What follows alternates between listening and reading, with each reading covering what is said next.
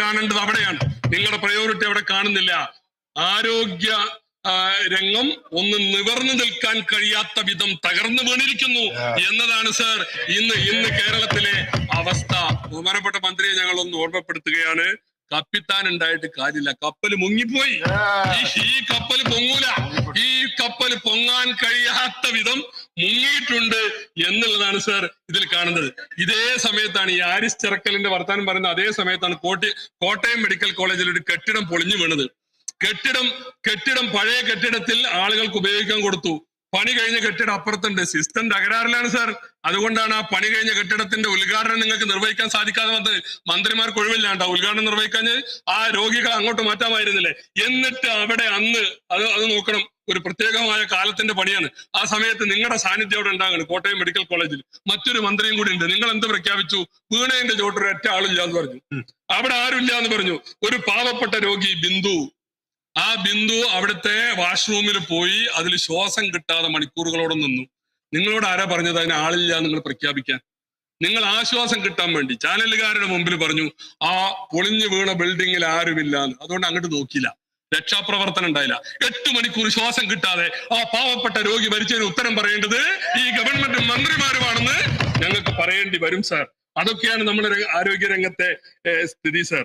അങ്ങനെ അവിടെ ആ വലിയ വീഴ്ച നമ്മൾ കാണുകയാണ് സർ. ലോകത്തില് ആരോഗ്യ രംഗത്ത് ഏറ്റവും മുമ്പിൽ നിൽക്കുന്ന സംസ്ഥാനമായിരുന്നു കേരളം. അതിൽ തർക്കമില്ല, ആയിരുന്നു കേരളം. അതെല്ലാരും കൂടി ഉണ്ടാക്കിയതാണ്. വെറുതെ അവിടെ വെച്ചിട്ടൊന്നും കാര്യമില്ല.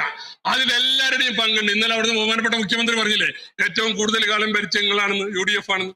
അതെ, അപ്പൊ അങ്ങനെ നിങ്ങളും ഭരിച്ചിട്ടുണ്ട് ഇല്ല എന്ന് ഞാൻ പറയില്ല. അങ്ങനെയാണ് നമ്മൾ കേരളത്തിലെ ആരോഗ്യ രംഗം അന്തർദേശീയ തലത്തിൽ നമുക്ക് വലിയ അംഗീകാരം ഉണ്ടാക്കി തന്നതാണ്. എന്നാൽ ഇന്നത്തെ സ്ഥിതി എന്താണ്? പാടെ തകർന്നു പോയി. ഏറ്റവും മോശപ്പെട്ട ഒരു വകുപ്പായി ആരോഗ്യ വകുപ്പ് മാറുകയാണ് സർ. ഇവിടെ മരുന്നില്ലാത്ത ആശുപത്രികൾ, ഡോക്ടർമാരില്ലാത്ത ആശുപത്രികൾ, ചികിത്സയില്ലാത്ത ആശുപത്രികൾ, പകർച്ചവ്യാധികൾ പടർന്നു പിടിക്കുന്ന ഒരു സംസ്ഥാനം.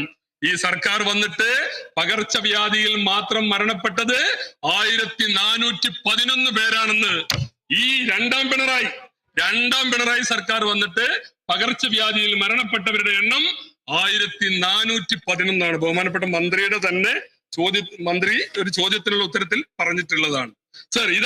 ഇതാണ് നമ്മുടെ സ്ഥിതി. പിന്നെ ഇവിടെ ഇന്ന് അടിയന്തര പ്രമേയം ചർച്ചക്കെടുത്തെന്ന് പറഞ്ഞപ്പോ അവിടെ വമ്പിച്ച കയ്യടി. എവിടെയാ നിങ്ങൾ നിൽക്കുന്നത്? അടിയന്തര പ്രമേയം ചർച്ചക്കെടുത്ത് ഞങ്ങളുടെ മിടുക്കാണെന്ന് എന്താ സംശയം? ജനകീയ പ്രശ്നങ്ങൾ ഉന്നയിക്കാനുള്ളതാണ് ഈ സഭ. നിങ്ങൾ കുറെ ആളുകൾ സംസാരിക്കും, മണിക്കൂർ നിങ്ങൾക്ക് കൂടുതൽ കിട്ടിയ സമ്മതിച്ച്. അതുകൊണ്ടൊന്നും ഇതിനെ പ്രതിരോധിക്കാൻ കഴിയോ? ഈ നാട്ടിലെ പാവപ്പെട്ടവന്റെ ദയനീയ അവസ്ഥയെ നിങ്ങൾ എത്ര ആൾ അതരമായാമെന്ന് നടത്തിയാലും അതിനെ പ്രതിരോധിക്കാൻ നിങ്ങൾക്ക് സാധിക്കുകയില്ല. ഇവിടുത്തെ പ്രതിപക്ഷത്തിന്റെ കരുത്താണ് പ്രകടിപ്പിക്കുന്നത്. മറ്റത് അടിയന്തര പ്രമേയം എടുത്താല് ഞങ്ങളൊന്ന് അവതരിപ്പിച്ച് ഞങ്ങളെ പ്രതിപക്ഷ നേതാക്കന്മാർ നന്നായിട്ട് സംസാരിച്ചു പോയാൽ നിങ്ങൾക്ക് നിങ്ങളുടെ മന്ത്രിമാരിൽ വിശ്വാസമില്ല. സംഗതി എല്ലാം ഭദ്രമാണെങ്കിൽ ഒരു മന്ത്രി മറുപടി അറിഞ്ഞാൽ പോരെ. ഇത് ഈ 2 മണിക്കൂർ എല്ലാവരെ കൊണ്ടും ചർച്ച ചെയ്യിക്കുന്നത് നിങ്ങൾക്കതിൽ വിശ്വാസമില്ലാഞ്ഞിട്ടാണ്. പിന്നെ ഞങ്ങളുടെ ആവശ്യം തന്നെ എന്താ? സഭ നിർത്തി വെച്ച് ചർച്ച ചെയ്യണ്ട. അപ്പൊ ഞങ്ങളുടെ ആവശ്യം അംഗീകരിക്കുമ്പോൾ ഞങ്ങളാ കൈയടിക്കണ്ടേ?